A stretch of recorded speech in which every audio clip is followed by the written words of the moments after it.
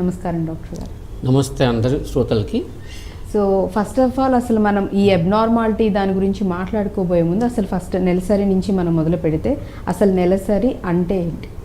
నెలసరి అంటే normal menses అంటే ఏంటంటే ప్రతి నెల ఒక పాప అయినా లేడీ అయినా మెచ్యూర్ అయ్యాక సైక్లికలీ ఓకే మనకి ప్రతి నెలకి బ్లీడింగ్ అవుతుందన్నమాట. ఓకే. నార్మల్లీ ఏంటంటే మెన్సెస్ టైంలోనే ఒక మెన్స్ట్రువల్ సైకిల్కి 28 to 30 days అంటాం కదా, దాంట్లో ఫస్ట్ హాఫ్లోనే ఈస్ట్రోజన్ తయారవుతుంది, సెకండ్ హాఫ్లో ప్రొజెస్ట్రాన్ తయారవుతుంది. ఈ హార్మోన్స్ వల్ల ప్రొజెస్ట్రాన్ మనకి తగ్గిపోతుంది. సెకండ్ హాఫ్ ఆఫ్ ది సైకిల్లో 25th డేకి తగ్గిపోయాక బ్లీడింగ్ అవుతుంది అనమాట. ఓకే. ఈ ఈస్ట్రోజన్ అండ్ ప్రొజెస్ట్రాన్ ఏంటి, ఓవరీ నుంచి తయారవుతాయి. ఫస్ట్ హాఫ్లోనే ఈస్ట్రోజన్ తయారవుతుంది, దాని తర్వాత ఎగ్ రిలీజ్ అవుతుంది ఓవరీ నుంచి ప్రతి నెల. ఎగ్ రిలీజ్ దేని గురించి అవుతుంది? ప్రెగ్నెన్సీ అయ్యే ఛాన్స్ కోసం. ప్రెగ్నెన్సీ అవ్వకపోతే ఈ ప్రొజెస్ట్రాన్ హార్మోన్ తగ్గిపోతుంది, అప్పుడు మెన్స్ట్రువల్ బ్లీడింగ్ వస్తుంది. ఇదేంటంటే ఈ set to be A cry of A failed uterus అనమాట. ప్రెగ్నెన్సీ కాకపోయినందుకు ఈ బ్లీడింగ్ అయిందనమాట. ఇట్ ఈస్ నార్మల్ అనమాట. ప్రెగ్నెన్సీ అవుతేనే ప్రెగ్నెన్సీ నెల మరి మిస్ అవుతుంది, ప్రెగ్నెన్సీ కంటిన్యూ అవుతుంది, లేకపోతే ప్రతి నెల మెన్సెస్ అవుతాయి. It's normal. ఓకే. ఇది నెలసరి, నార్మల్ నెలసరి అంటే.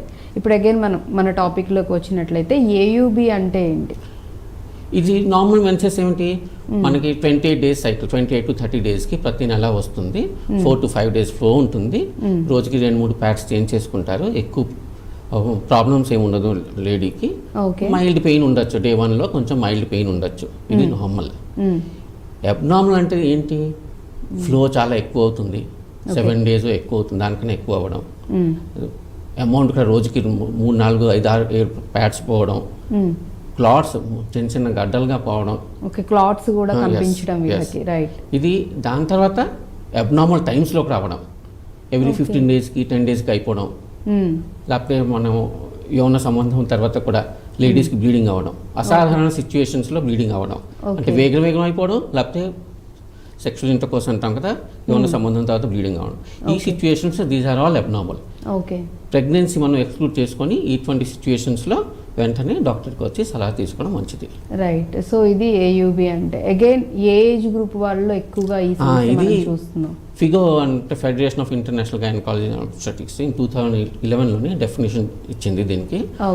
15 to 45 to 50 years ఉమెన్కి బ్లీడింగ్ ఎప్పుడు ఎక్కువ అవుతుందో, 45 to 50 years, about 15 to 50 years మధ్యన లేడీస్కి బ్లీడింగ్ ఎప్పుడు అవుతుందో ఎక్కువ, నేను చెప్పిన కండిషన్స్ ఫుల్ఫిల్ చేస్తూ దానికి అబ్నార్మల్ యూట్రైన్ బ్లీడింగ్ అంటాం. అఫ్ కోర్స్ మనం ఈ ప్రెగ్నెన్సీ మనం ఎక్స్క్లూడ్ చేసుకుంటాం, ఎందుకంటే ఈ ఏజ్లో ప్రెగ్నెన్సీ అయ్యే ఛాన్స్లు ఉంటాయి.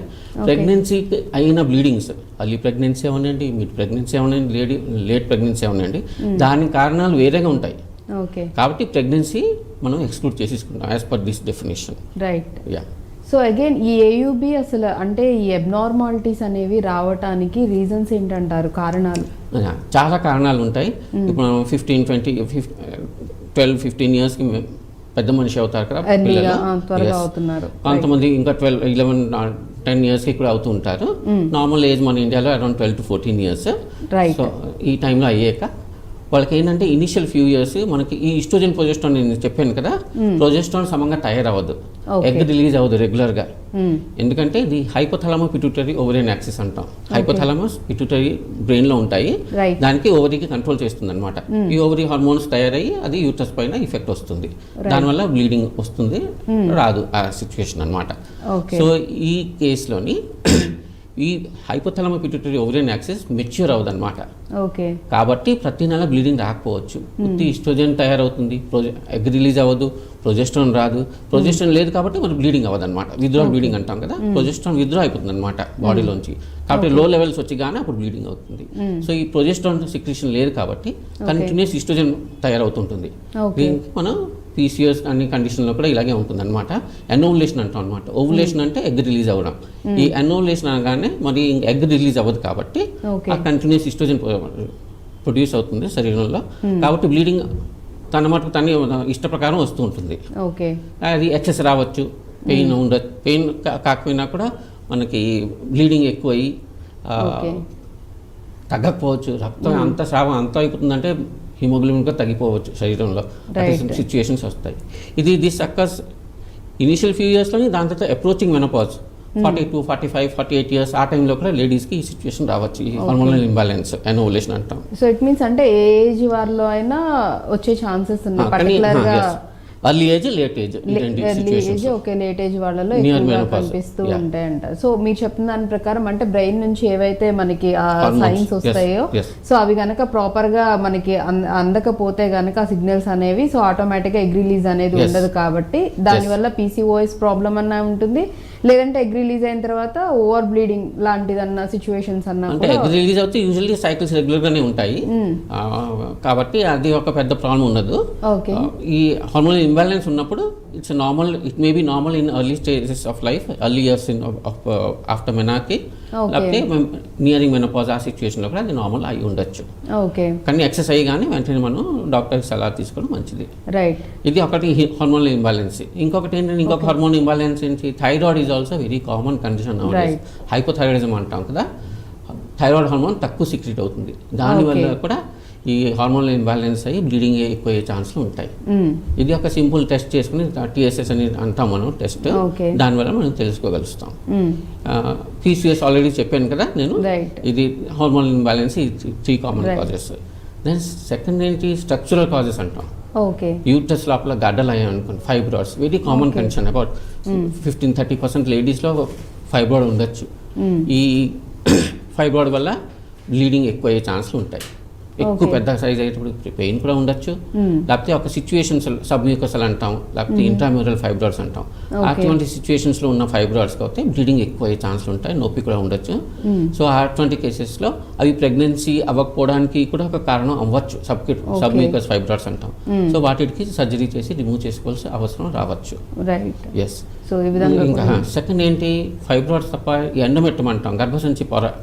అది నార్మలీ ఈ ఏజ్లో ఏంటంటే 10 to 12 millimeters థిక్నెస్ ఉంటుంది, అంటే 1 centimeter అంటే లెస్ దెన్ ఒక 1/2 inch అంత థిక్నెస్ ఉంటుందన్నమాట. కానీ ఉండాలి.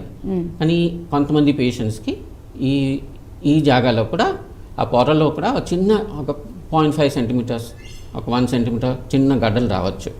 అందులో కూడా దానివల్ల కూడా బ్లీడింగ్ ఎక్కువ అయ్యి, లేకపోతే ఒక్కొక్కప్పుడు నొప్పి కొంచెం రావడం కూడా కన్సర్న్ కూడా ఆ ఏజ్లో కూడా ఇది చిన్న చిన్నవి అయినా కూడా ఇవి ప్రాబ్లమ్స్ క్రియేట్ చేస్తాయి. అంత చిన్న ఫైబ్రాయిడ్స్ పెద్ద సైజ్ అయినా కూడా పెద్ద ప్రాబ్లమ్స్ రాకపోవచ్చు, పెద్ద గడ్డలు ఉంటాయి. బట్ ఈ ఎండోమెట్రియల్ పాలిప్ అంటాం, చాలా చిన్నది, ఒక జస్ట్ 0.5 centimeters, 8 millimeters, 1 centimeter ఉన్నా కూడా వాటిలో ప్రాబ్లం రావచ్చు, బ్లీడింగ్.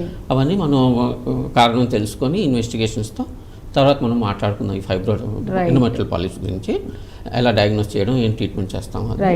బట్ బేసిక్గా మీరు అన్నట్లుగానే కామన్గా ఇప్పుడున్న అమ్మాయిల్లో చూస్తుంటే, అంటే టీన్స్ నుంచి almost 25 to even 30 years below వాళ్ళలో కూడా ప్రతి ఒక్కళ్ళు, అంటే ఒక 10 మంది అమ్మాయిలు అట్లీస్ట్ 8-9 members కి థైరాయిడ్ అనేది కానీ PCOS కామన్ గా అయిపోతూ ఉంటుంది. సో అగైన్ అంటే యాక్చువల్లీ మీరు ఇందాక చెప్తున్న దాన్ని బట్టి ఇదంతా కనెక్ట్ అయి ఉంటుంది కాబట్టి, సో అగైన్ ఈవెన్ PCOS కానీ లేకపోతే ఈ థైరాయిడ్ కానీ రావడానికి కూడా రీజన్స్ ఏంటంటారు? PCOS ఇప్పుడు చూడండి, మనం చిన్నప్పుడు ఫిజికల్ యాక్టివిటీ చాలా ఉండేది, స్కూల్లో మనకు ఆటలు పాటలు చాలా ఉండేవి, ఫిజికల్ యాక్టివిటీ. ఈవినింగ్ అయ్యగానే ఆడుకోవడానికి వెళ్ళిపోయాం గ్రౌండ్స్కి వాటికి. ఇవాళ రేపు పిల్లలకి స్కోప్ లేదు, గ్రౌండ్స్ అవైలబుల్ లేదు, studies are very strenuous for the children. వాళ్ళు టైం తీసుకోలేకపోతున్నారు, పేరెంట్స్ అయినా వాళ్ళైనా టైం తీసుకోలేకపోతున్నారు కొంచెం ఆడుకోవడానికి. సెకండ్ ఏంటి, ఫుడ్ స్టఫ్ సేమ్ అమౌంట్ అదే తింటున్నారు. చిన్నప్పుడు మనం ఆడుకునే వాళ్ళం కాబట్టి అది ఎక్స్పెండిచర్ అయిపోయింది, ఆ క్యాలరీస్ ఎక్స్పెండిచర్ అయిపోయింది. ఇప్పుడు ఆ చిన్న వయసులోనే ఒబిసిటీ కూడా వచ్చేస్తుంది పిల్లలకి. ఈ life style changes, lack of physical activity, normal or even our socio economic condition is improving gradually. So the food intake is also better.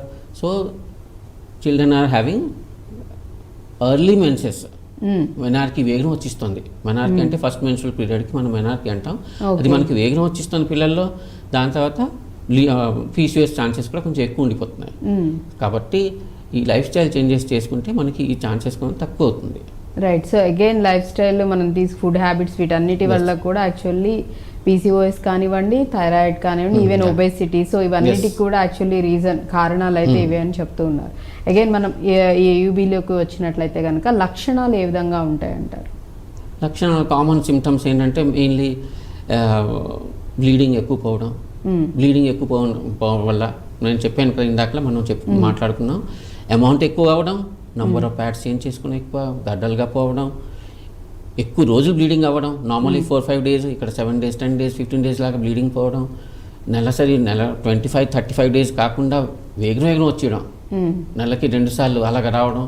So దానివల్ల ఎక్కువ రక్తస్రావం పోతుంది. ప్రతి నెల ఇంత అమౌంట్ పోతుంది కాబట్టి హిమోగ్లోబిన్ తగ్గిపోతుంది. వీక్నెస్, వాళ్ళకి పని చేయడానికి ఇష్టపోవడం, వీక్నెస్, పని చేయడానికి ఇంట్రెస్ట్ లేకపోవడం. సో ఇవన్నీ ఉంటాయి. అండ్ ఇంకొక విషయం ఏంటంటే various studies have shown that చాలామంది పేషెంట్స్ ఇంత బ్లీడింగ్ అయినా ఏం ప్రాబ్లం ఉన్నాక వాళ్ళు హాస్పిటల్కి రావడానికి హెజిటేట్ చేస్తారు. అలా వాళ్ళే ఇంట్లోనే అలాగా సైలెంట్గా టాలరేట్ చేస్తూ ఉంటారు. అది కాకుండా అందుకని ఏంటంటే వీళ్ళందరూ ఏమైనా నార్మల్ మెన్సెస్ కన్నా ఏది కొంచెం అబ్నార్మల్ ఉన్నా వెంటనే ఒకసారి హాస్పిటల్కి వెళ్ళి గైనకాలజిస్ట్కి కన్సల్ట్ చేయడం మంచిది. రైట్. యాక్చువల్లీ డాక్టర్ గారు చాలా మంచి పాయింట్ చెప్పారు. నిజంగానే చాలా వరకు కూడా లేడీస్ ప్రతి ఒక్కళ్ళు కూడా యాక్చువల్లీ ఐ థింక్ ఈ ప్రాబ్లమ్స్ ఫేస్ చేస్తున్న వాళ్ళు ఖచ్చితంగా ఉండకుండా ఉండరు. బట్ అగైన్ ఇక్కడ చెప్తుంది ఏంటంటే మ్యాక్సిమం తెలిసిన అవేర్నెస్ ఉన్నంత వరకు, కొంచెం ఎడ్యుకేటెడ్ వాళ్ళంత వరకు కూడా ఏదైనా ప్రాబ్లం అంటే ఇమీడియట్గా డాక్టర్ని కలవటం, డాక్టర్ని అప్రోచ్ అవ్వటం, ప్రాబ్లం ఇదని తెలుసుకోవడం అనేది చేస్తున్నారు. స్కూల్స్లో కూడా అవేర్నెస్ ఖచ్చితంగా తీసుకురావాలి. ఈవెన్ పిల్లలకి కూడా ఖచ్చితంగా స్కూల్స్లో ఆ పీరియడ్స్, అసలు నార్మల్ పీరియడ్స్ అంటే ఏంటి, ఎలా అవుతుంది, ఎందుకు అవుతుంది, అప్పుడు సిచ్యువేషన్స్ ఎట్లా ఉంటాయి, బాడీలో చేంజెస్ ఏ విధంగా ఉంటాయి, సో వాళ్ళకు కూడా ఖచ్చితంగా దీని గురించి ప్రాపర్గా స్కూల్ వాళ్ళు చెప్పాలి. At the same time parents, that mother అనే వాళ్ళు ఖచ్చితంగా పిల్లలకి ముందు నుంచి చెప్పుకుంటూ ఉండి, ఒకవేళ వాళ్ళకి ఏదైనా కొంచెం అబ్నార్మల్ అనిపించినా కానీ ఇమీడియట్గా డాక్టర్ దగ్గరికి తీసుకురావడం అనేది కూడా చేయాలని చెప్తూ ఉన్నారు డాక్టర్ గారు. అవునండి. స్కూల్ హెల్త్ కూడా మనకి స్కూల్ హెల్త్ సర్వీస్ అవి ఉంటాయి. అందులోని బ్లైండ్నెస్ చెక్ చేస్తారు, మయోపియా గ్లాసెస్ ఏమైనా అవసరమా పిల్లలకి అది చెక్ చేస్తారు. ఇలాగే సో రెగ్యులర్ చెకప్స్ అనేవి, డీవార్మింగ్ ఏజెంట్స్ కూడా ఇస్తూ ఉంటారు స్కూల్స్లోని. సో ఆ టైంలో ఇది కూడా ఒక ఆడపిల్లలకి పర్టికులర్లీ లేడీ టీచర్స్ ఎవరు ఉంటారో వాళ్ళు కొంచెం కౌన్సిల్ చేసి about what is normal menstruation, menstrual hygiene. మేము మా స్కూల్స్ ఉన్నాయి మాకు అక్కడ. సో మేము అక్కడ ప్రతి ఏడాది మేము గైనకాలజిస్ట్ స్టూడెంట్స్ మేమందరం కలిసి వెళ్ళి స్కూల్ స్టూడెంట్స్కి క్లాసెస్ తీసుకుంటాం. ఓకే. సో వాళ్ళకి అవేర్నెస్, అసలు వాట్ ఈస్ వాట్ అనేది coordination with the teachers. Okay. So ఇలా అంటే ఆ సిచ్యువేషన్లో ఎలా ఉండాలి, ఈవెన్ హైజెనిక్గా ఉండడం. చాలా వరకు కూడా డాక్టర్ గారు మీరు అన్నట్లుగానే పీరియడ్స్ టైంలో చాలా మందికి తెలియగా నీట్గా ఉంచుకోవడం, ఉండడం అనేది చాలా మంది చేయరు. అగైన్ దానివల్ల కూడా ప్రాబ్లమ్స్ అనేవి, ఇన్ఫెక్షన్ అయ్యే ఛాన్సులు ఉంటాయి. అందుకనే శానిటరీ ప్యాడ్స్ యూస్ చేసుకోవడం ఇంపార్టెంట్. శానిటరీ అంటే పర్సనల్ హైజీన్, క్లీన్లీనెస్ మెయింటైన్ చేసుకొని. So what ever is available in the market now days government is providing in some states ATMs అవి ATM ఫర్ శానిటరీ అనేవి ప్రొవైడ్ చేస్తున్నారు కాబట్టి కూడా. సో ఐ థింక్ ఆ advantage తీసుకోవాలి పిల్లలు కూడా. డెఫినెట్లీ అది ఇంక్రీజెస్ ద స్కూల్ రావడానికి కూడా ఒక ఎంకరేజ్మెంట్ ఉంటుంది. అబ్సెంటీజం తగ్గుతుంది స్కూల్స్లోని, ఇవన్నీ అవైలబుల్ ఉంటాయి పిల్లలకి కూడా. రైట్. ఎస్. సో మ్యాక్సిమం అంటే రూరల్ సైడ్ ఏంటి అంటే పిల్లలు ఒకవేళ ఈ పీరియడ్స్ టైంలో ఏంటంటే స్కూల్స్కి వెళ్లకుండా ఉండడం ఇవన్నీ చేస్తూ ఉంటారు కాబట్టి, సో ఇప్పుడైతే మొత్తం అవేర్నెస్ అనేది వచ్చింది. సో శానిటరీ ATMs కూడా ప్రొవైడ్ చేస్తూ ఉన్నారు కాబట్టి చాలా స్టేట్స్లో కూడా. సో వాళ్ళు హ్యాపీగా అంటే రెగ్యులర్గా నార్మల్ లైఫ్ని లీడ్ చేస్తూ సో స్కూల్కి వాళ్ళ డైలీ రొటీన్ పనులు కూడా చేసుకునేలాగా ఉంటుందనేసి చెప్తూ ఉన్నారు. ఇంకొకటి ఏంటంటే పిల్లలకు చెప్పాలి ఏంటంటే menstruation is a normal phase in your life, it's a normal physiological condition. So ఆ టైంలో మనం ఎక్కువ ఎఫెక్ట్ అవ్వకుండా as much as possible normal activities maintain చేసుకోవడం మంచిది. స్కూల్కి వెళ్ళడం, చదువుకోవడం, ఆటలు పాటలు నార్మల్గా ఉంచుకోవడం మంచిది. అది so that it will not have a negative impact on the mental health of this child also. Right. In future also they will have a positive outlook towards the period of menstruation. Right. So periods అనేవి అంటే సాధారణం. So ప్రతి ఒక్క అమ్మాయిలో కూడా ఖచ్చితంగా అవ్వటం, menses అనేది అవ్వటం, సో మంత్లీ కూడా అవుతూ ఉండడం అనేది కూడా, పీరియడ్స్ వస్తూ ఉండడం అనేది కూడా సర్వసాధారణం కాబట్టి సో దానికి భయపడకుండా పిల్లల్ని కొంచెం అంటే ముందు నుంచే పేరెంట్స్ మదర్ ఖచ్చితంగా చెప్తూ వస్తూ ఉంటాం. ఈ అవేర్నెస్ అనేది కూడా చాలా చాలా ఇంపార్టెంట్ కాబట్టి డాక్టర్ గారు ఇంత ఇదిగా చెప్తున్నారు కాబట్టి దయచేసి అర్థం చేసుకోండి. ఖచ్చితంగా మీ చుట్టుపక్కల ఉన్న వాళ్ళందరికీ కూడా అవేర్నెస్ అనేది తీసుకురండి. అండ్ అలాగే వేరే కారణాలు ఇంకా ఉన్నాయి చాలా. Okay, reasons causes for this AUB. Okay, ఇప్పుడు ఏంటంటే కొంతమంది పేషెంట్స్కి కొన్ని కారణాల వల్ల నార్మల్లీ మనకి ఏంటి ఇంజురీ ఏదైనా అయ్యాక రక్తం గడ్డ కడుతుంది ఫ్యూ మినిట్స్ తర్వాత. దానికి కోఆగులేషన్ ఫ్యాక్టర్స్, క్లాటింగ్ ఫ్యాక్టర్స్ అంటాం. కొంతమంది పిల్లలకి మనుషులకి ఆ ఫ్యాక్టర్స్, క్లాటింగ్ ఫ్యాక్టర్స్ డెఫిషియెంట్ ఉన్నాయనుకోండి, ఓకే, అది జెనెటికల్లీ అవ్వచ్చు, వాన్ విల్గ్రాండ్స్ డిసీజ్ అని అంటాం. అందులోనే అది ఉండవు అనమాట, పుట్టుకతోనే ఉండవు. కాబట్టి అందులో మనం అవి రీప్లేస్ చేస్తుండాలి. మనం బ్లడ్ ట్రాన్స్ఫ్యూషన్ ఎలా చేస్తాం అలాగే అవన్నీ మధ్యన రీప్లేస్ చేస్తుండాలి. లేకపోతే సెకండ్ ఏంటి, కొన్ని కండిషన్స్ ల్యూకిమియా అని లేకపోతే ITP అని వాటిలో ప్లేట్లెట్స్ చాలా తగ్గిపోతాయి. సో ఈ కేసులో కూడా మళ్ళీ బ్లీడింగ్ ఎక్కువ అయ్యే ఛాన్సులు ఉంటాయి. సో దాని advance liver disease, advance kidney disease ఉన్నా కూడా ఈ పేషెంట్స్కి కూడా కొంచెం బ్లీడింగ్ అయ్యే ఛాన్సులు ఎక్కువ ఉంటాయి. సో ఆ కారణాలు కూడా మనం we have to take care of those things. Okay, నార్మల్గా ఇప్పటి వరకు మనం చెప్పుకున్న కారణాలే కాకుండా ఇటువంటి జనరల్ మెడికల్ డిసీజెస్, ఇవన్నీ జనరల్ మెడికల్ డిసీజెస్. యూట్రస్ లోనే ప్రాబ్లం కాదు అదనమాట సిచ్యువేషన్. సో వేరే ఆర్గన్స్ లో కూడా ఒకవేళ ప్రాబ్లం ఉన్నా కానీ ఎక్కువగా ఓవర్ బ్లీడింగ్ అనేది అవటం అనేది కూడా జరుగుతుంది. ఇంకొక వెరైటీ ఆఫ్ కండిషన్స్ ఏమిటి, అక్కడ కొంచెం కొన్ని మందులు వాడతారు పేషెంట్స్. ఇప్పుడు హార్ట్లో ఏమైనా ప్రాబ్లం ఉన్నది అంటే రక్తం బ్రెయిన్లో స్ట్రోక్ అని వచ్చింది అనుకున్నా, యంగ్ ఏజ్లో కొంతమందికి వస్తుంది, వాళ్ళకి మనం మెడిసిన్స్ ఇస్తాం, బ్లడ్ థిన్నింగ్ ఏజెంట్స్ అంటాం. ఆస్పిరిన్ అయినా ఉండండి, లో డోస్ ఆస్పిరిన్ అయినా లేకపోతే క్లోప్రోగ్రిల్ అంటాం. అవి రక్తంకి వాటరీగా ఉంచుతుంది, బ్లడ్ క్లాట్ అవ్వకుండా. సో ఆ కేసులో బ్లీడింగ్ అవుతుంటే న్యాచురల్ బ్లీడింగ్ ఎక్కువ అవుతుంది. సో ఈ హిస్టరీ కూడా మనం తీసుకోవాలన్నమాట పేషెంట్స్. వాళ్ళు మన దగ్గరికి వచ్చేటప్పటికి వేరే మందులు ఏమైనా వాడుతున్నారా, దానివల్ల ఏమైనా బ్లీడింగ్ ఎక్కువ అవుతుందా, ఇవన్నీ డీటెయిల్స్ హిస్టరీ అని తీసుకోవాల్సి వస్తుంది. రైట్. సో ఇంకా అదర్ రీజన్స్ లో కూడా చాలా చాలా ఇంపార్టెంట్ థింగ్స్ చెప్పారు. సో వేరే మెడిసిన్స్ మనం ఏమన్నా వేరే అదర్ ప్రాబ్లమ్స్ కి మెడిసిన్స్ యూస్ చేస్తున్నప్పుడు కూడా వాటి ఇంపాక్ట్ కూడా ఉండి అలా కూడా ఓవర్ బ్లీడింగ్ అనేది అవటం అనేది జరుగుతూ ఉంటుంది. కాబట్టి సో కంపల్సరీ పేషెంట్ హిస్టరీ అనేది చాలా ఇంపార్టెంట్. పేషెంట్ వచ్చి కానీ మనం పేషెంట్ హాస్పిటల్కి వస్తారు బ్లీడింగ్తో. ఇప్పుడు మనం హిస్టరీ డాక్టర్ ఏంటి అడుగుతారు పేషెంట్కి హిస్టరీ. అంటే ఒక పేషెంట్ ఇప్పుడు ఈ ప్రాబ్లంతో ఓవర్ బ్లీడింగ్ అవుతుందని చెప్పేసి అబ్నార్మాలిటీ ఉందని చెప్పి పేషెంట్ కనుక వచ్చినట్లయితే సో వాళ్ళకి ఎగ్జామిన్ ఏ విధంగా ఉంటుంది అండ్ ఎటువంటి ఎగ్జామినేషన్ చేసే ముందు ఫస్ట్ మనం హిస్టరీ పేషెంట్ హిస్టరీ అడుగుతాం అనమాట. సిమ్టమ్స్ ఏంటి, బ్లీడింగ్ ఎలాగవుతుంది, బ్లీడింగ్ టైంలో ఏమైనా పెయిన్ ఉంటుందా, క్లాట్స్ ఉంటుందా, వైట్ డిశ్చార్జ్ ఏమైనా ఉంటుందా, వైట్ డిశ్చార్జ్ ఉన్నది ఆ టైంలో యూరిన్ ఏమైనా సిమ్టమ్స్ అవి ఉన్నాయంటే దాని అర్థం ఏదైనా లోకల్ ఇన్ఫెక్షన్ ఏమైనా ఉన్నదా అని. దాని టైంలో కూడా బ్లీడింగ్ ఎక్కువ అయ్యే ఛాన్స్ ఉంటాయి. ఇన్ఫెక్షన్స్, లోకల్ వెజనైటిస్, సర్వీస్లో ఇన్ఫెక్షన్, ఎండోమెట్రియంలో యూటర్న్ గర్భసంచి పొర అన్నాం కదా, దాంట్లో కూడా ఇన్ఫెక్షన్ అయినప్పుడు బ్లీడింగ్ ఎక్కువ అయ్యే ఛాన్సులు ఉంటాయి. సో ఇన్ఫెక్షన్స్, వైట్ డిశ్చార్జ్ ఉన్నప్పుడు అది క్వశ్చన్ అడుగుతాం. దాని తర్వాత ఇన్ఫెక్షన్స్ గురించి కనుక్కుంటారు. సో వాళ్ళ హిస్టరీలో ఏమైనా హెల్త్ ఇష్యూస్ ఇంకేమైనా ఉన్నాయేమో కనుక్కుంటారు. సో ఆఫ్టర్ దట్ తర్వాత మెడిసిన్స్ ఏమైనా వాడుతున్నారా, బీపీ షుగర్ ఏమైనా ఉన్నాయా, హార్ట్ ప్రాబ్లం ఏమైనా ఉన్నదా, ఆస్తమా ఉన్నదా, ఏమైనా ఇవన్నీ కనుక్కొని దాని తర్వాత we'll do general examination. Parlour ఉన్నదా లేదో చూసుకుంటాం, అంటే ఎనీమియా ఉన్నదా లేదో చూసుకుంటాం. దాని జనరల్ ఎగ్జామినేషన్ చేసి ఒక అబ్డామినల్ ఎగ్జామినేషన్ చేసి పెల్విక్ ఎగ్జామినేషన్ అంటాం. దాంట్లో ఏంటంటే యూటస్ సైజ్ చూస్తాము. దాని తర్వాత యూటస్ గర్భాశయ పక్కనే 2 ఓవరీస్ ఉంటాయి, దాంట్లో ఏమైనా గడ్డలు ఉన్నాయో అది చూసుకుంటాం. ప్యాప్స్మియర్ ఒకటి అంటాం. ప్యాప్స్మియర్ అంటే prevention of cervical cancer above 30 years of age ఉన్న వాళ్ళకి మనం ప్యాప్స్మియర్ అని టెస్ట్ చేస్తాం. లోకల్ ఎగ్జామినేషన్ చేసినప్పుడు గర్భాశయ ముఖం నుంచి ఒక స్పాచులా పెట్టి కొంచెం నీరు కలెక్ట్ చేస్తాం అనమాట. 2 చుక్కల నీళ్ళు కలెక్ట్ చేసి అది టెస్టింగ్ కోసం పంపిస్తాం, క్యాన్సర్ సర్వీస్ లేదని కన్ఫర్మ్ చేసుకోవడానికి. దాని తర్వాత ఇవన్నీ వచ్చాక ఇవన్నీ చూసుకుని మనం పేషెంట్ హిస్టరీ ఎగ్జామినేషన్ చేశాక మనకు ఒక ఐడియా వస్తుంది.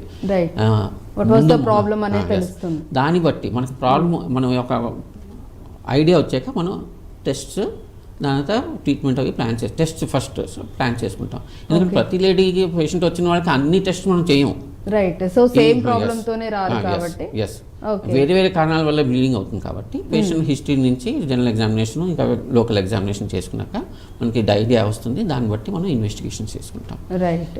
అండ్ అలాగే ఇప్పుడు చూసుకున్నట్లయితే మళ్ళీ లేడీస్లోనే మనం డివైడ్ చేసుకున్నట్లయితే ఏజ్ వైజ్గా కానీ లేకపోతే అన్మ్యారీడ్ గర్ల్స్ కానీ లేకపోతే మ్యారేజ్ అయిన వాళ్ళలో కానీ మళ్ళీ ఇదే ప్రాబ్లంతో కనుక ఒకవేళ అబ్నార్మాలిటీ ఉండి ఓవర్ బ్లీడింగ్ అవుతూ వస్తే కనుక, సో అంటే మ్యారేజ్ కాని పిల్లల్లో యంగ్ పిల్లల్లో కారణాలు వేరేగా ఉంటాయి. యంగ్ పిల్లల్లో కారణాలు ఇప్పుడు ఏంటి, మనం మాట్లాడుకున్నాం కదా, ఈ హార్మోనల్ ఇంబ్యాలెన్స్ ఇది నెంబర్ 1 కాజ్ ఉండొచ్చు.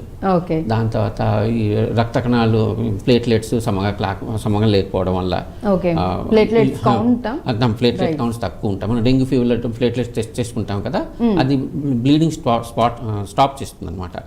సో అది తక్కువైందా, అది టెస్ట్ ల్యూకిమియా కండిషన్లోని వేరే రక్త కణికాలు వైట్ బ్లడ్ క్యాన్సర్స్ అనమాట. ల్యూకిమియా అంటే వైట్ బ్లడ్ క్యాన్సర్. ఆ వైట్ బ్లడ్ సెల్స్ ఎక్కువ తయారవుతాయి, ఆర్బీసీస్ ఇంకా ప్లేట్లెట్స్ తక్కువ తయారవుతాయి అనమాట. దానివల్ల హిమోగ్లోబిన్ కూడా తగ్గిపోతుంది, ప్లేట్లెట్స్ కూడా తగ్గిపోతుంది, దానివల్ల బ్లీడింగ్ ఎక్కువ అయ్యే ఛాన్సులు ఉంటాయి. అలాగే ఐటీపీ అంటాం, పల్పురా అని, అంటే దాంట్లో ప్లేట్లెట్స్ తయారవు అనమాట, తక్కువ తయారవుతాయి. సో ఇటువంటి సిచ్యువేషన్స్లో కూడా ఈ సిచ్యువేషన్స్లో మనం బ్లడ్ టెస్ట్ చేసుకొని చూసుకుంటాం. రైట్. సో ఈ విధంగా అంటే యంగ్ పిల్లల్లో టీనేజ్ వాళ్ళలో కనుక ఒకవేళ ఈ ప్రాబ్లం ఉంటే వాళ్ళని ఫస్ట్ ఈ విధంగా థైరాయిడ్ టెస్ట్ కూడా చేసుకుంటాం ఈ టైంలో, యంగ్ ఏజ్లోని చూసుకొని దాని తర్వాత అల్ట్రాసౌండ్ ఒకటి చేసుకొని ఒక డయాగ్నోసిస్ వచ్చి ఫర్దర్ ఎగ్జామిన్ కి సో ఈ రిపోర్ట్స్ వచ్చిన తర్వాత ఈ యంగ్ ఏజ్ లో మనం అగ్రెసివ్ ట్రీట్మెంట్ ఏమి ఉండవు, సిమ్టమాటిక్ ట్రీట్మెంటే ఉంటుంది. బ్లీడింగ్ ఎక్కువైంది అంటే మనం తర్వాత మాట్లాడుకుందాం. ట్రీట్మెంట్ మన తర్వాత మాట్లాడుకుందాం. మ్యారేజ్ అయిన వాళ్ళలో అంటే మ్యారేజ్ అయిన వాళ్ళకి ఇప్పుడు ఫస్ట్ ఏంటంటే ఈ డెఫినేషన్ ప్రకారం, ఈ కండిషన్ తలక AUB డెఫినేషన్ ప్రకారం pregnancy has to be excluded. Okay. So pregnancy కాబట్టి పేషెంట్ ఫస్ట్ వచ్చిగానే హిస్టరీ అంతా అడిగి లాస్ట్ పీరియడ్ ఎప్పుడు వచ్చిందో అది కూడా కనుక్కొని ఫస్ట్ ఒక యూరిన్ ప్రెగ్నెన్సీ టెస్ట్ చేసుకుని ఎక్స్క్లూడ్ చేసుకుని దాని తర్వాత అది నెగిటివ్ ఉండాలి అంటే, ఎందుకంటే ప్రెగ్నెన్సీలో ఉన్న బ్లీడింగ్ కండిషన్స్ వేరే, totally different from what this is.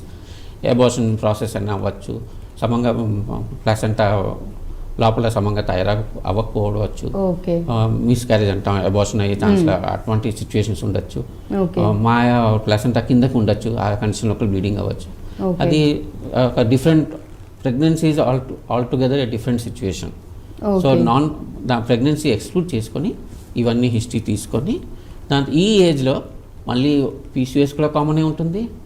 Okay, వేరే హిస్టరీ అంతా కనుక్కొని అల్ట్రాసౌండ్ ఒకటి ఫస్ట్ చేసుకొని CBP కూడా ఈ పేషెంట్స్లో బ్లడ్ టెస్ట్ చేసుకుని హిమోగ్లోబిన్ ఎంత ఉన్నదో అది చూసుకుంటాం. ఈ ఏజ్లో థైరాయిడ్ అబ్నార్మాలిటీస్ కూడా కామన్గా ఉంటాయి యంగ్ ఏజ్లో, యంగ్ మ్యారీడ్ ఉమెన్.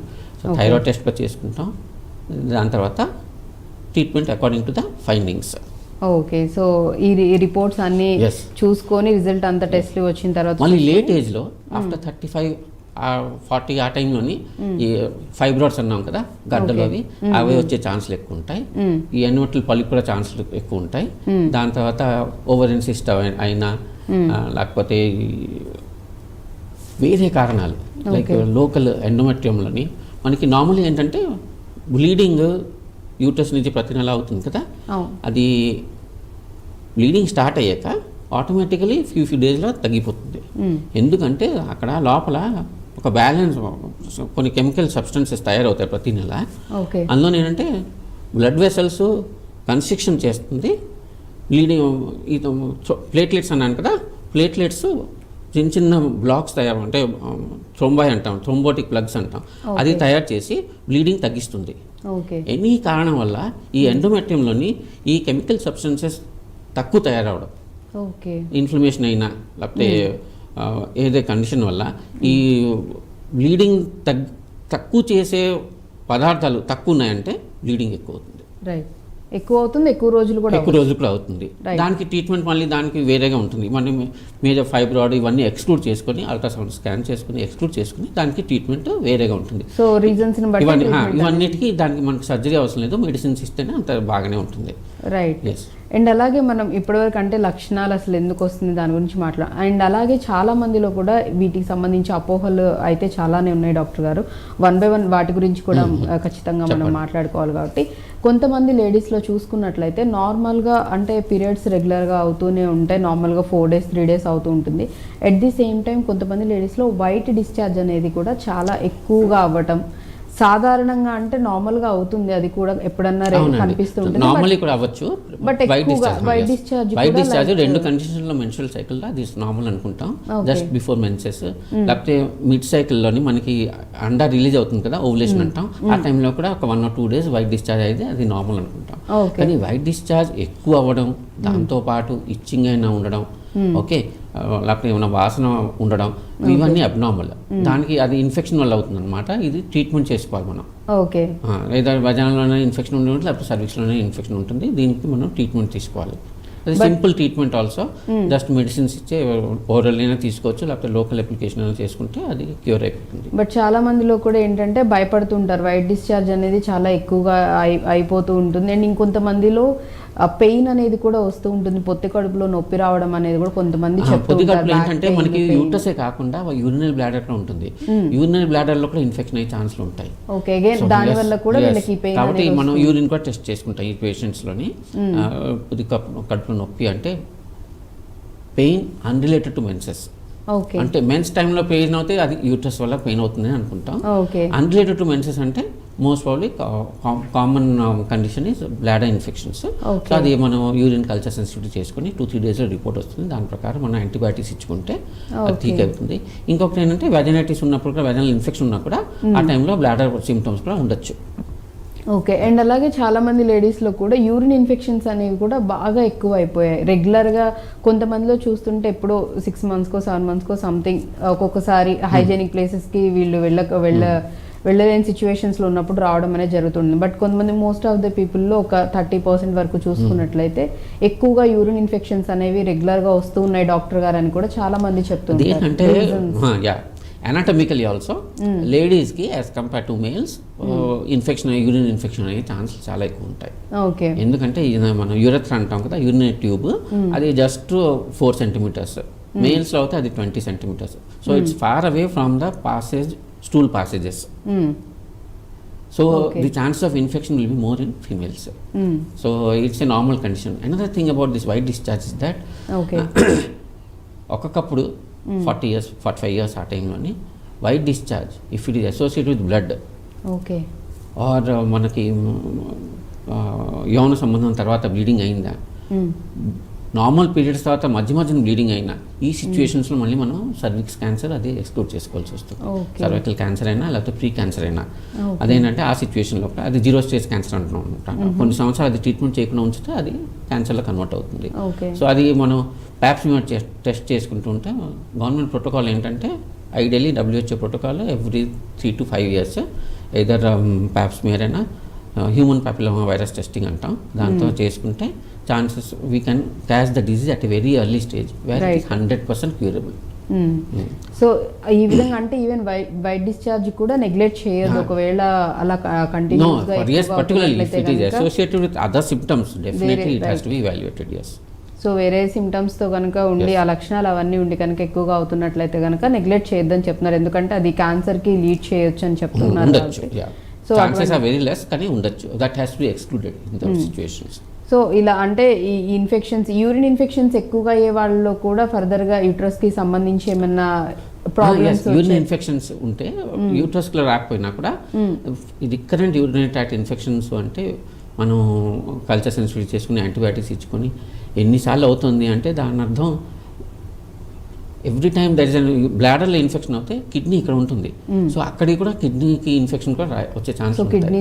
కాబట్టి సమంగా టెస్ట్ చేసుకుని యూరిన్ కల్చర్ సెన్సిటివిటీ చేసుకొని ఫుల్ కోర్స్ ఆఫ్ ట్రీట్మెంట్ చేసుకొని మళ్ళీ 1 or 2 months తర్వాత ఒకసారి మళ్ళీ యూరిన్ కల్చర్ చేసుకుని అది ట్రీట్మెంట్ క్యూర్ అయిందా లేదా ఒకసారి చూసుకుని అది మంచిది. రైట్. అండ్ అలాగే చాలామంది యంగ్ టీనేజ్ గర్ల్స్ ఇంకొంతమందిలో చూస్తుంది ఏంటి అంటే ఈ పీరియడ్స్ని స్కిప్ చేసుకోవడానికంటే వాళ్ళ పర్సనల్ రీజన్స్ వల్ల స్కిప్ చేసుకోవాలనుకున్నప్పుడు కూడా మెడిసిన్స్ అనేవి యూస్ చేస్తున్నారు. కొంతమంది ఎప్పుడో ఒక్కసారి చాలా రేర్గా యూస్ చేస్తుంటే ఇంకొంతమంది దానివల్ల అంటే మెడిసిన్స్ డాక్టర్సే సజెస్ట్ చేస్తారు కాబట్టి ఇబ్బంది ఉండదు కదా అని చెప్పి విరివిగా అంటే రెగ్యులర్గా యూస్ చేసే వాళ్ళు కూడా లేకపోలేదు. ఈవెన్ దాని ఇంపాక్ట్ కూడా వాటి ఎఫెక్ట్ కూడా ఏమన్నా ఉంటుందండి? డెఫినెట్లీ అండి. చూడండి, ఇప్పుడు మనం బ్లీడింగ్ చేంజ్ చేసుకోవడానికి ఏదో ప్రొజెస్టోన్ ఇస్తాం, లేకపోతే ఈస్ట్రోజన్ ప్రొజెస్టోన్ కాంబినేషన్స్ ఇస్తాం. It's a medicine, every medicine has a side effect. Right.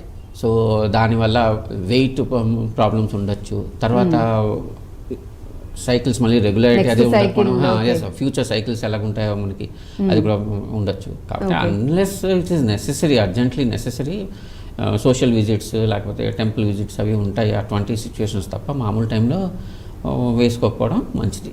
Okay, so వేసుకున్నట్లయితే అక్రాస్ ది కౌంటర్ మన ఫార్మసీ దగ్గరికి వెళ్ళి తీసుకోవడం కూడా మంచిది కాదు. ఆల్వేస్ డాక్టర్కి కన్సల్ట్ చేసుకుని తీసుకోవడమే. డ్యూరేషన్కి ఎన్ని రోజులు తీసుకోవాలి, దేని గురించి తీసుకోవాలి, అవన్నీ తీసుకోవడం మంచిది. సో ఈవెన్ తీసుకున్నా కానీ డాక్టర్ సజెస్ట్ చేస్తేనే తీసుకోమని చెప్తున్నారు, ఈవెన్ ఆ మెడిసిన్ అయినా. లేదంటే కనుక అగైన్ అది గర్భసంచి మీద దాని ప్రభావం, ఆ టాబ్లెట్స్ ఎఫెక్ట్ ఉంటుందంట.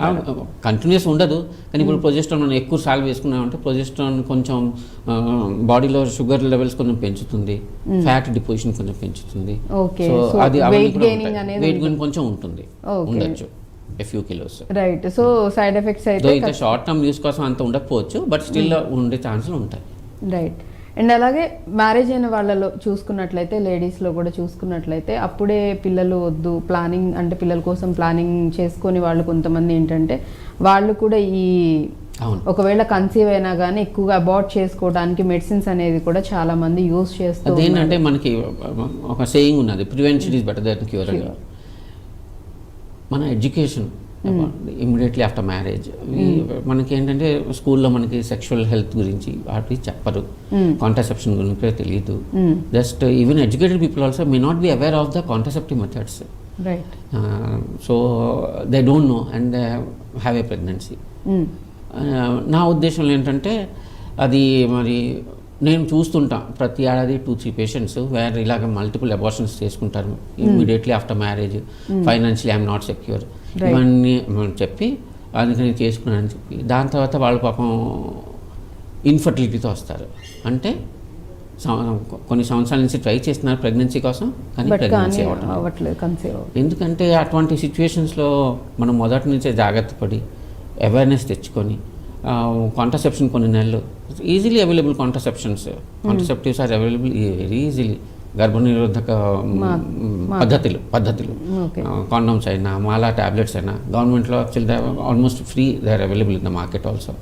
సో అవి యూస్ చేసుకుంటే మనకి కొంచెం డిలే చేసుకోవచ్చు, ఫ్యూ మంత్స్ ఫ్యూ ఇయర్స్. ఎప్పుడు మనకి ప్లాన్ చేసుకుంటే ప్రెగ్నెన్సీ అప్పుడు మళ్ళీ ప్రెగ్నెన్సీ ఛాన్సులు ఉంటాయి.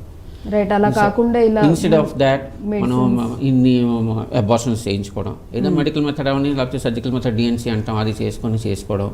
దాని తర్వాత మళ్ళీ దానివల్ల ఇన్ఫెక్షన్. చూడండి, మనం గర్భసంచి క్లీన్ చేస్తున్నాం, ఏదైనా మెడిసిన్ అయినా ఇచ్చేనా లేకపోతే ఏదైనా, తర్వాత బ్లడ్ ఫ్లో అది కంటిన్యూస్ అవుతుంది కాబట్టి అది ఇన్ఫెక్షన్ అయ్యే ఛాన్సులు ఉంటాయి. అలా యాంటీబయాటిక్స్ తీసుకుంటారో లేదో తెలియదు, కోర్స్ తీసుకుంటారో లేదో తెలియదు. ఆ ఇన్ఫెక్షన్ వల్ల పక్కన ట్యూబ్స్ ఉంటాయి 2 పక్కల, సో అందులో ఇన్ఫెక్షన్ అయ్యే ఛాన్సులు ఉంటాయి. అది ట్యూబ్ బ్లాక్ అయిపోతే ఇంకా అండాశయ, ఇది యూట్రస్, అండాశయ ఉన్నది, అండాశయలో అండా రిలీజ్ అవుతే ట్యూబ్లోంచి త్రూగా యూట్రస్ లోపలికి వస్తుంది. మరి అది ట్యూబ్ బ్లాక్ అయిపోయింది అనుకోండి ఇన్ఫెక్షన్ వల్ల, దెన్ మళ్ళీ ఇన్ఫర్టిలిటీ ఛాన్సెస్ ఉంటాయి. కాబట్టి ఇటువంటి సిచ్యువేషన్స్ తెచ్చుకోకుండా ప్రెగ్నెన్సీ ఏదో దేవుడు ఇచ్చాడు అని అలాగ ఆలోచించుకొని అయినా ప్రెగ్నెన్సీ కంటిన్యూ చేసుకొని దాని తర్వాత కాంట్రాసెప్షన్ యూస్ చేసుకోవచ్చు to prevent the second pregnancy. Next చైల్డ్కి విషయంలో మాత్రం కేర్ తీసుకోండి అని చెప్తున్నా. బేసిక్గా మీరు అన్నది నిజమే డాక్టర్. చాలా వరకు కూడా ఇప్పుడున్న ఎట్ ప్రెజెంట్ చూస్తున్నట్లయితే కనుక వన్స్ కన్సీవ్ అయితే మ్యారేజ్ అయిన ఫ్యూ మంత్స్కే కన్సీవ్ అవుతున్నారు. లేదు వద్దనుకొని కనుక అబార్ట్ చేసుకుంటే కనుక ఆల్మోస్ట్ ఇయర్సే పడుతుంది వాళ్ళకి. మాక్సిమం మనకు తెలియదు వాళ్ళు ఎలా అంటే how lucky they are are మనం ఎలా మాట్లాడతాం తెలియదు. అంటే how the situation is there in the body and what happens అది మనం ప్రెడిక్ట్ చేయలేం, వాళ్ళు కూడా ప్రెడిక్ట్ చేయలేం. రైట్. బట్ అంటే కొంతమందిలో అయితే ఈ కేసెస్ ఇలా చూస్తుంటాం మనం. కొంచెం మనకు కూడా దుఃఖం వేస్తుంది, ఎందుకంటే సమంగా ఏదో అడ్వైస్ వాళ్ళు పెద్దవాళ్ళ అడ్వైస్ ఫాలో అయి ఉంటే ఏదో కౌన్సిలింగ్ అది తీసుకుని ఉంటే బెటర్ అయి ఉండేమో అనిపిస్తుంది. ఎందుకంటే వాళ్ళ కష్టం, అది psychological trauma because of infertility on the patient, on the husband, in the family, from the society, everywhere. Right.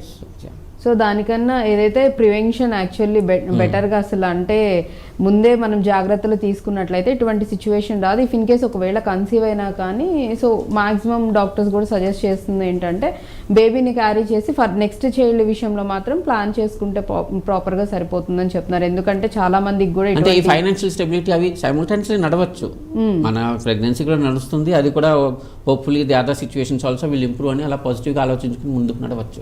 Right. So ఆ విధంగా కూడా కొంచెం అంటే ఈవెన్ మనం మెంటల్లీ కూడా మనం స్ట్రాంగ్గా ఉండాలని చెప్తూ ఉన్నారు. అండ్ ప్రాపర్గా కనుక మనం ప్లాన్ చేసుకొని జాగ్రత్తలు పాటించినట్లయితే ఇటువంటి సిచ్యువేషన్స్ కూడా రావని చెప్తూ ఉన్నారు. అండ్ అలాగే కన్సీవ్ అయిన లేడీస్లో కూడా క్యారింగ్ అంటే ఎవరైతే ప్రెగ్నెంట్ అయి ఉంటారో లేడీస్ వాళ్ళకు కూడా చాలా వరకు మంత్స్ నెలలు నిండుతున్న కొద్దీ కొంతమందిలో కూడా ఈ బ్లీడింగ్ అనేది కనిపిస్తూ ఉంటుంది.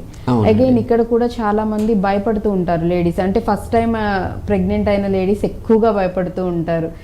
బ్లీడింగ్ అయిపోతుంది, లోపల బేబీకి ఏమైనా ప్రాబ్లం అయిపోయింది ఏంటి, లేకపోతే అబార్ట్ అయిందా ఏంటి, ఇట్లాంటి అపోహలు కూడా చాలా మందికి భయాలు ఉంటాయి. అంటే ఇది మన టాపిక్కి దీనిగా ఉన్న అంటే separate from our topic of discussion, but still ఏంటంటే ఈ ప్రెగ్నెన్సీలో early bleeding for 2-3 months for some patients it might be normal.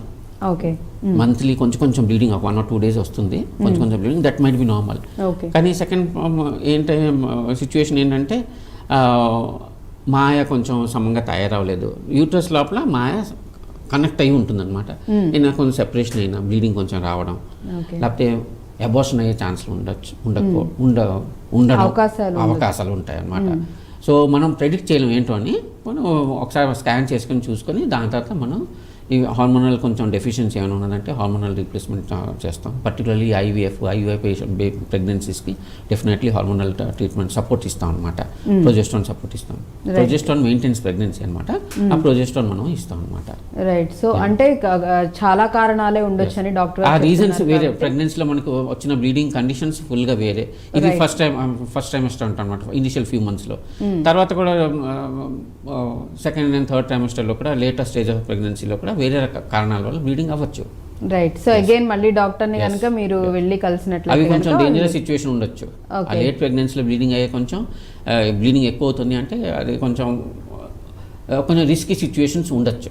Right. అది మనం స్కాన్ చేసుకొని క్లినికల్ ఎగ్జామినేషన్ చేసుకొని ఎక్స్క్లూడ్ చేసుకోవాల్సి వస్తుంది. కాబట్టి బ్లీడింగ్ ఎనీ టైమే, pregnancy Avani non pregnant Avani excessive, immediately better to go to A hospital.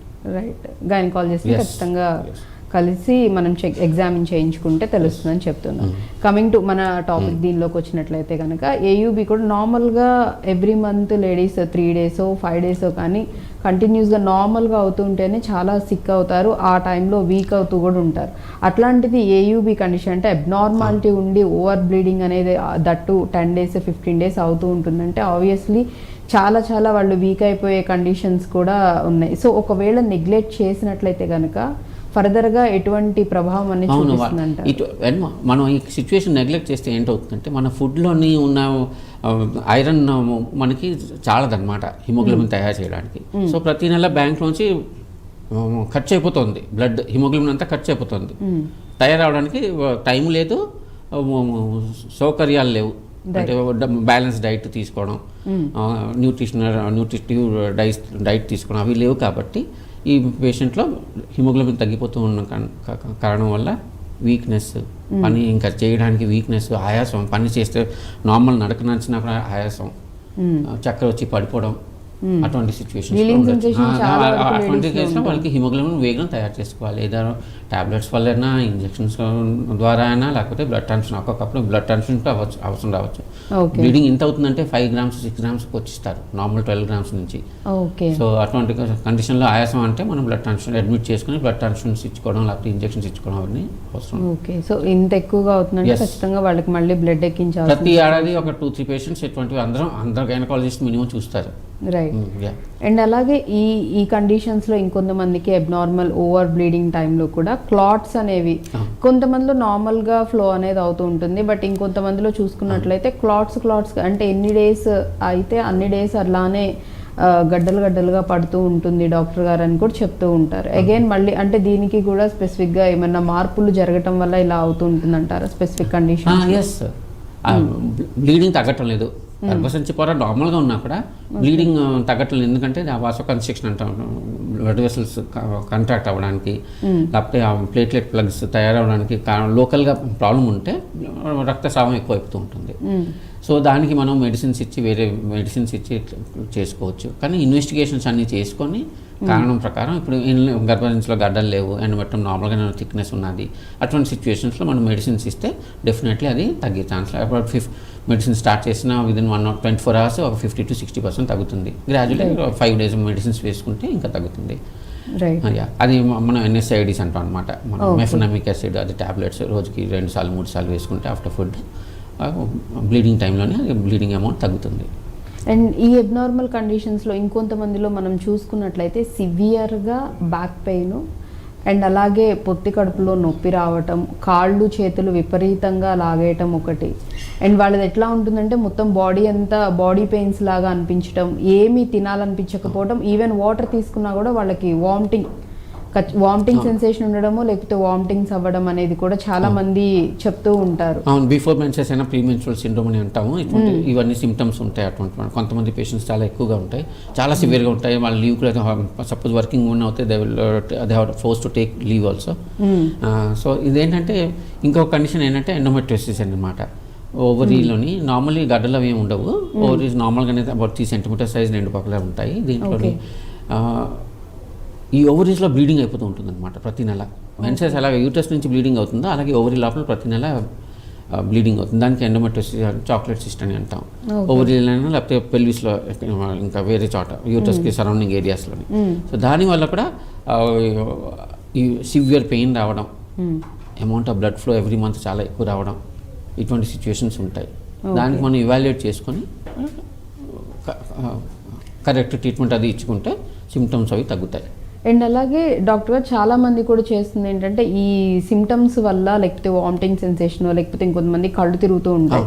But ఈ టైంలో ఏం చేస్తూ ఉంటారంటే ఫుడ్ అనేది స్కిప్ చేస్తూ ఉంటారు. ఈ పెయిన్ వల్ల తినలేకపోతున్నాము లేకపోతే తినాలనిపించకపోవడం, వామిటింగ్స్ అవ్వడం వల్ల ఫుడ్ ఇంటేక్ అనేది చాలా వరకు తగ్గిపోతుంది. సో హౌ ఇంపార్టెంట్ అంటే ఆ టైంలో తీసుకునే ఫుడ్ అనేది ఎంత ఇంపార్టెంట్ అండ్ ఏ ఫుడ్ తీసుకోవాలంటే ఒక ఎగ్జాంపుల్ చెప్తున్నాను దీనికోసం. మనకి ఫీవర్ వస్తే మనకి బాడీలోని మెటబాలిజం చాలా పెరిగిపోతుంది. అంటే క్యాలరీస్ చాలా స్పెండ్ అయిపోతూ ఉంటాయి అన్నమాట, తగ్గిపోతూ ఉంటాయి. కాబట్టి దానికి కంపెన్సేట్ చేసుకోవడానికి మనం food actually during fever we're supposed to take normal diet లేకపోతే ఇంకొంచెం ఎక్కువ తీసుకోవాలి. ఓకే, అదనమాట. ఇక్కడ కూడా ఇటువంటి సిచ్యువేషన్స్ ఉన్నప్పుడు మనం as much as is possible కొంచెం బ్యాలెన్స్ డైట్ తీసుకుంటే, ఎఫర్ట్ చేసుకుని కొంచెం మెడిసిన్స్తో పాటు సపోర్ట్తో పాటు తీసుకుంటే బెటర్గా ఉంటుంది. Overall health in the long run would be better.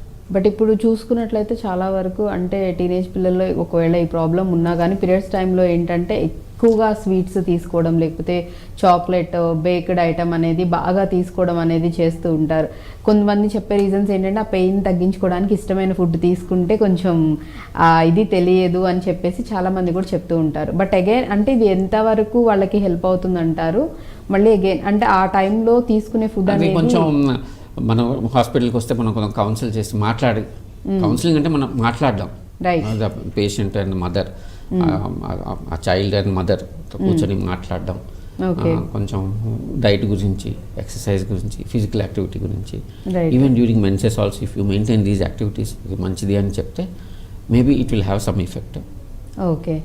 And అలాగే ఇంకొంతమందిలో కూడా PCOS గురించి కూడా మీరు చెప్తూ రావడం జరిగింది, థైరాయిడ్ PCOS ఉన్నవాళ్ళు. అండ్ అలాగే కొంతమంది గర్భాశయంలో చూసుకున్నట్లయితే ఈ ఏవైతే మనం గాలి బుడగలు లాంటివి ఉండడము, అండ్ అలాగే ఇంకొంతమందిలో మీరు అన్నట్లుగా గడ్డలు అనేవి కూడా కనిపిస్తూ ఉంటాయి. ఓవరీలోని PCOSలోని ఓవరీలోని నీటి బుడగలు అంటారు. రైట్.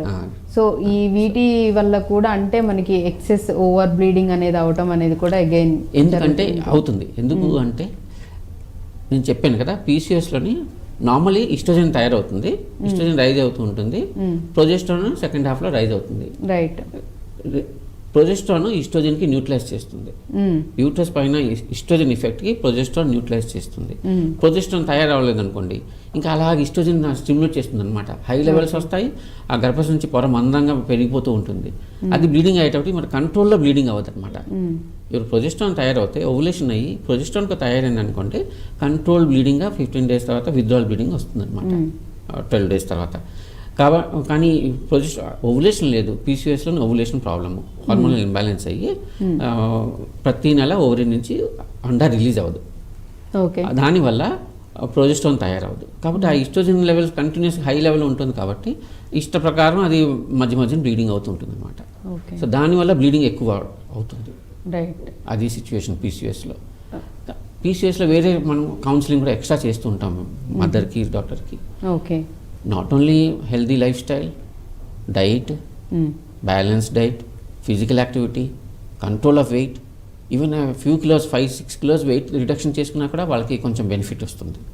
మనం ఎక్కువ టార్గెట్స్ ఏమి పెట్టం వాళ్ళకి, కొంచెం పెట్టి నెలకి 1 or 2 kgs తగ్గడానికి ట్రై చేయడమా. దాని తర్వాత లాంగ్ టర్మ్ ప్రాబ్లమ్స్ కూడా ఉంటాయి వాళ్ళకి. If this PCOS controls continuous later on when they get married, irregular cycles under release అవుతుంది కాబట్టి ప్రెగ్నెన్సీకి ప్రాబ్లం, ఇన్ఫర్టిలిటీ అంటాం కదా, అటువంటి సిచ్యువేషన్. దాని తర్వాత వాళ్ళు పెద్ద అయ్యాక 40-45 years ఆ టైంలోని ఈ ఈస్ట్రోజన్ వాళ్ళు అనమాట, అన్అపోజ్ ఈస్ట్రోజన్ అంటాం కదా, ప్రొజెస్ట్రాన్ లేకుండా ఈస్ట్రోజన్ తయారవుతుంది. యూట్రస్లో క్యాన్సర్ అయ్యే ఛాన్సులు కూడా ఉంటాయి. సో పీసీఓఎస్ అంతా మనం లైట్లీ తీసుకోవడం సిచ్యువేషన్ కాదు.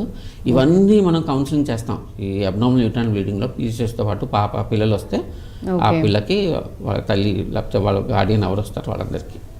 సో వాళ్ళకి detail long term situation. Again అంటే పెళ్లి అయిన వాళ్ళు కనుక చూసుకున్నట్లయితే ఈ ఏయుబితో సఫర్ అయ్యే వాళ్ళకి దాంపత్య జీవితంలో కూడా ఇబ్బందులు అనేవి ఉంటాయంట. ఇబ్బందులు ఏంటంటే ఎప్పుడు బ్లీడింగ్ అవుతుందో తెలియదు. మనకు ఒక సోషల్ కస్టమ్స్ మనకి ఉంటాయి. సో ఆ సోషల్ కస్టమ్స్ కొంచెం విఘ్నం వస్తుంది అనమాట. మన పూజలకి వాటికి విఘ్నం వస్తుంది మన కల్చర్ ప్రకారం. సో అదొకటి. తర్వాత మెయిన్లీ అదేనమాట, సోషల్ ఇష్యూస్ ఉంటాయి, దానివల్ల విఘ్నం డెఫినెట్లీ వస్తుంది. దాని తర్వాత పేషెంట్ ఎక్కువ బ్లీడింగ్ అయిపోతూ ఉంటే టెన్షన్, ఆవిడకి కొంచెం సైకలాజికల్ ఇష్యూస్ కూడా అవుతాయి. Indirectly that effects the family life also, not only the husband and wife, the whole milieu in the family also changes. So ఆ విధంగా వాళ్ళకు కూడా ఇబ్బందులు అనేవి ఉంటాయి. అండ్ కమింగ్ టు మనం చూసుకున్నట్లయితే 45+ కానీ లేకపోతే 50 years లేడీస్లో కూడా యాక్చువల్లీ వాళ్ళకి వచ్చేసేసి మోనోపాజ్ స్టార్ట్ అయిపోయే ఉంటుంది. బట్ ఇంకొంతమందిలో మోనోపాజ్ స్టార్ట్ అయిన తర్వాత కూడా ఒక 1 or 2 years గ్యాప్ తర్వాత మళ్ళీ బ్లీడింగ్ అనేది ఒక 2 days 3 days అవడం అనేది కొంతమందిలో కూడా చూస్తూ ఉంటాం. అగైన్ ఇది కూడా అంటే నార్మల్ అని అంటారా, లేకపోతే ఈ కండిషన్స్లో కూడా చూపించాలి? 6 to 12 months స్టాప్ అయిపోయి మళ్ళీ బ్లీడింగ్ అయింది అంటే దానికి మనం పోస్ట్ మెనోపాజల్ బ్లీడింగ్ అని అంటాం అనమాట. ఇటువంటి సిచ్యువేషన్లో మనము ఒక 5 to 10% ఛాన్సెస్ ఏంటంటే గర్భసంచి పొర అన్నాను కదా, ఎండోమెట్రియం అన్నాను, అందులో క్యాన్సర్ అయ్యే ఛాన్సులు ఉంటాయి. So we have to exclude that. మామూలు చిన్న పాలిప్ అయినా ఉండొచ్చు, జస్ట్ మామూలుగా గర్భసంచి పొర కొంచెం మందంగా అయింది మామూలుగా అది, లేకపోతే చిన్న పాలిప్స్ ఉండొచ్చు, అది మనం హిస్టోస్కోపీ చేసి తీసుకోవచ్చు, లేకపోతే క్యాన్సర్ కూడా ఉండొచ్చు. సో ముక్క పరీక్ష చేసుకుని ఎండోమెట్రియల్ బయాప్సీ వేరియస్ మెథడ్స్ ఉన్నాయి, ఎండోమెట్రియల్ బయాప్సీ చేసుకొని క్యాన్సర్ లేదని కన్ఫర్మ్ చేసుకోవాలి, నెంబర్ 1 అది. దాని తర్వాత కండిషన్ బట్టి మామూలుగా ఒక్కొక్కప్పుడు అట్రోఫిక్ అని వెరీ థిన్ అవుట్ ఉంటుంది, దానివల్ల బ్లీడింగ్ అయ్యే ఛాన్సులు ఉంటాయి. ఒక్కొక్కప్పుడు ప్రొలిఫరేటివ్ అని వస్తుంది, దానికి మనం అబ్జర్వేషన్లో పెట్టుకోవచ్చు.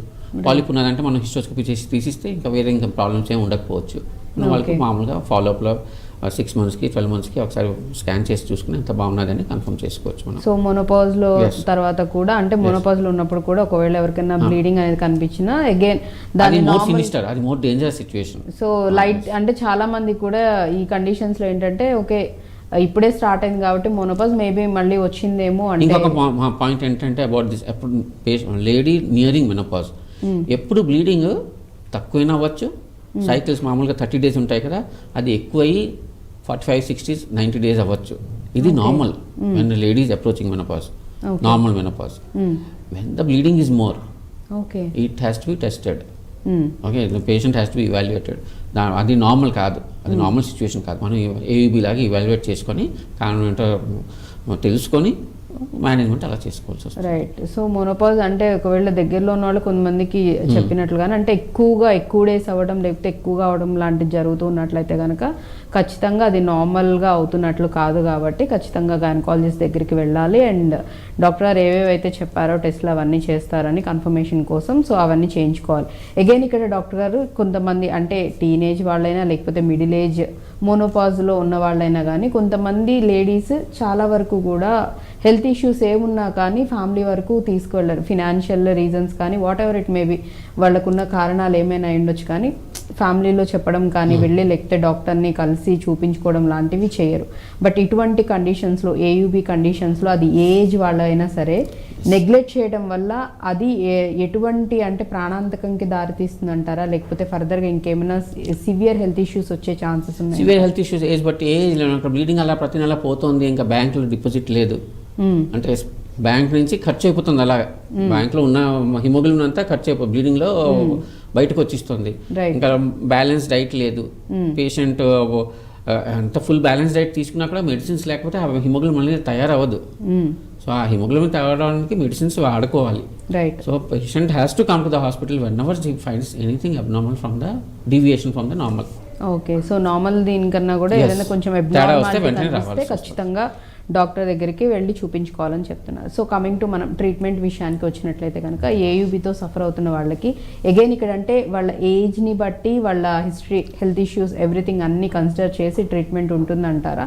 సో ఒక్కొక్క అంటే వాళ్ళ రీజన్స్ని బట్టి ఉంటుందా లేకపోతే ఏయుబి ఎవరికి ప్రాబ్లం ఉన్నా కానీ ట్రీట్మెంట్ సేమ్ లేదండి, సేమ్ అలాగా ఉండదు. ఓకే. వేరే వేరే ఏజ్ ప్రకారం కండిషన్ మనం హిస్టరీ తీసుకుని ఇన్వెస్టిగేషన్స్ చేసుకుని అల్ట్రాసౌండ్ చేసుకొని కండిషన్ మనకి తెలిసాక దాని ప్రకారం మనం ట్రీట్మెంట్ చేస్తాం. ఇప్పుడు యంగ్ ఏజ్లో ఉన్నారు వాళ్ళకి మనకి ఎక్కువ కన్జర్వేటివ్ ట్రీట్మెంట్ మెడికల్ ట్రీట్మెంట్ ఇస్తాం. కామన్ మెడిసిన్స్ ఏంటంటే ఎన్ఎస్ఐడి అంటాం, మెఫెనమిక్ యాసిడ్. సో అవి అంటే క్రోసిన్ గ్రూప్ అనమాట డ్రగ్, అది కొంచెం స్ట్రాంగ్ యాంటీ ఇన్ఫ్లమేటరీ. సో అది ఇస్తాం మనం. సో ఎనీ బ్లీడింగ్ అబౌట్ రోజుకి 2 to 3 times ఇస్తాం after food. It should not be taken on empty stomach. It increases the acidity అనమాట, స్టమక్లో యాసిడిటీ తయారు చేస్తుంది. కాబట్టి ఆఫ్టర్ ఫుడ్ తీసుకొని 4 to 5 days ఇస్తాం. అది దానివల్ల బ్లీడింగ్ తగ్గుతుంది, అదొకటి కామన్. దాని సెకండ్ ఏంటంటే ఈస్ట్రోజన్ తయారవుతుంది, ప్రొజెస్ట్రాన్ తయారవుతుంది అని చెప్తున్నాం కదా, కాబట్టి ప్రొజెస్ట్రాన్స్ కూడా మనం ఇచ్చుకోవచ్చు అనమాట. టాబ్లెట్స్ రోజుకి 1 లేకపోతే 2 depending upon the condition of the patient. Acute AUB అంటే మనం కొంచెం ఎక్కువ డోస్ ఇస్తాం. మామూలుగా సైకిల్ రెగ్యులేట్ చేసుకోవడానికి తర్వాత 3 months 6 months మెడిసిన్స్ ఇస్తాం కదా, అప్పుడు రోజుకి ఒక్కొక్క టాబ్లెట్ 21 days 15 days అలాగే ఇచ్చుకుంటే సైక్లికల్గా అది పనిచేస్తుంది. దాని తర్వాత ఏంటి ఈస్ట్రోజన్ అండ్ ప్రొజెస్ట్రాన్ కాంబినేషన్స్ కూడా దొరుకుతాయి. అదేంటంటే ఆ మెడిసిన్ కొంచెం cheap, easily available, government supply is also there. అవి కూడా మనం కొంతమంది పేషెంట్స్కి అది పెడతాం మనం. ఈవెన్ పీసీఎస్ పేషెంట్స్ కూడా మనం ఈ హెచ్పిఓ యాక్సిస్ అని చెప్పాను కదా, అది న్యూట్రలైజ్ చేసుకోవడానికి, అది బ్యాలెన్స్లో తెచ్చుకోవడానికి ఒక 3 months 6 months 9 months టాబ్లెట్స్ ఇచ్చి దానితో వదిలిస్తే హార్మోనల్ ఇంబ్యాలెన్స్ కరెక్ట్ అయ్యి ఆటోమేటిక్లీ మళ్ళీ మెన్సెస్ వస్తుంది ఎక్స్పెక్టేషన్స్తో ఈస్ట్రోజన్ ప్రొజెస్ట్రాన్ కాంబినేషన్తో ఇస్తాం. రైట్. సో ఈ విధంగా ట్రీట్మెంట్ అనేది ఇంకా 40 years 30 years ఈ ఏజ్లో బ్లీడింగ్ ఎక్కువయ్యి గర్భసంచిలో గడ్డలు లేవు, చిన్న అడెనోమైసిస్ అంటాం అనమాట. అంటే గర్భసంచి లోపల కూడా ఒక్కొక్కప్పుడు ఓవరీలో బ్లీడింగ్ అయ్యే ఛాన్స్ ఉంటాయని చెప్తాను కదా, అలాగే గర్భసంచి వాల్ లోపల కూడా బ్లీడింగ్ అవ్వచ్చు అనమాట. వాల్స్లో మయోమెట్రియం అంటాం, దాంట్లో బ్లీడింగ్ అయ్యి అది అడెనోమైసిస్ అని. అటువంటి సిచ్యువేషన్స్లో మనం కాపర్ టీ పెట్టుకుంటాం కదా, ప్రెగ్నెన్సీ ప్రివెంట్ చేయడానికి కాపర్ టీ అని ఉంటుంది, ఇంట్రాయూటరైన్ డివైస్ అంటాం. అలాగే హార్మోన్ కంటైనింగ్ డివైస్ అని ఉంటుంది, ఎల్ఎన్జీ కంటైనింగ్ అంటే ప్రొజెస్ట్రాన్ కంటైనింగ్ ఇంట్రాయూటరైన్ డివైస్. సన్నగా తిన్నగా ఉంటుంది, అబౌట్ 1 inch 1.5 inches, 5 millimeters అలా thickness. So we can keep it in the uterus అనమాట. దానివల్ల ఏంటవుతుంది, మనం ప్రొజెస్ట్రాన్ టాబ్లెట్స్ తింటాం కదా, దాని బదులు ఈ ప్రొజెస్ట్రాన్ లోపలే యూటస్ పైన డైరెక్ట్గా ఎఫెక్ట్ వస్తుంది అనమాట. అది బెనిఫిట్ అనమాట. ఈ ప్రొజెస్ట్రాన్ మనం ఓరల్ తింటే కొన్ని సైడ్ ఎఫెక్ట్స్ ఉంటాయి అనమాట. లోకల్ పెట్టుకుంటే లోకలే పనిచేసి డైరెక్ట్ యూటస్ పైన ఎఫెక్ట్ అవుతుంది అనమాట. బ్లీడింగ్ అనేది తగ్గుతుంది. 5 years 10 years పెట్టుకోవచ్చు అది. ఇది మెడికల్ మెథడ్స్ ఇవన్నీ. రైట్. ఈ విధంగా సో అంటే టీనేజ్ పిల్లల నుంచి మోనోపాజ్ ఉన్న లేడీస్ వరకు కూడా ప్రతి ఒక్కరు కూడా అగైన్ డాక్టర్ గారు చెప్పినట్లు వాళ్ళ ఏజ్ని అండ్ వాళ్ళకున్న ఫర్దర్గా అంటే ఉన్న హెల్త్ ఇష్యూస్ ఉన్నాయా, వాళ్ళ హెల్త్ హిస్టరీ అంతా బేస్ చేసుకొని టెస్ట్లు చేసి దాన్ని బట్టే కన్ఫర్మేషన్ చేసుకున్న తర్వాత ట్రీట్మెంట్ ప్రాసెస్ అనేది ఉంటుందని చెప్పారు. అండ్ ఇంకొకటి అలాగే doctor okay, if in case అంటే లేదు అన్న సిచ్యువేషన్స్లో వాళ్ళకి ఎటువంటి కండిషన్స్లో సర్జరీ వరకు వెళ్ళే ఛాన్సెస్ ఉంటారు? పేషెంట్కి ఫ్యామిలీ కంప్లీట్ అయిపోయింది, ఫైబ్రాయిడ్స్ ఉన్నాయి, పేషెంట్కి ఫ్యామిలీ కంప్లీట్ అవ్వలేదు, ఫైబ్రాయిడ్స్ ఉన్నాయి, పిల్లలు కావాలి అంటే అటువంటి సిచ్యువేషన్లో ట్రీట్మెంట్ మెథడ్స్ వేరే వేరేగా ఉంటాయి. ఓకే, ఇప్పుడు ఇన్వెస్టిగేషన్స్లో ఇంకొక పద్ధతి ఏంటంటే మనం ముఖ పరీక్ష ముఖ పరీక్ష చేసుకొని ఎండోమెట్రల్ బయాప్సీ అంటాం కదా, ఐడియల్ ఏంటంటే హిస్టోస్కోపీ అంటాం. సన్న ట్యూబ్ ఉంటుంది, ఒక మన పెన్ సైజ్ కన్నా కూడా దాని తాలూకా హాఫ్ లార్జ్ థిక్నెస్ ఉంటుంది. అది యూటర్స్ లోపల పెట్టి ఎండోస్కోపీ అనమాట.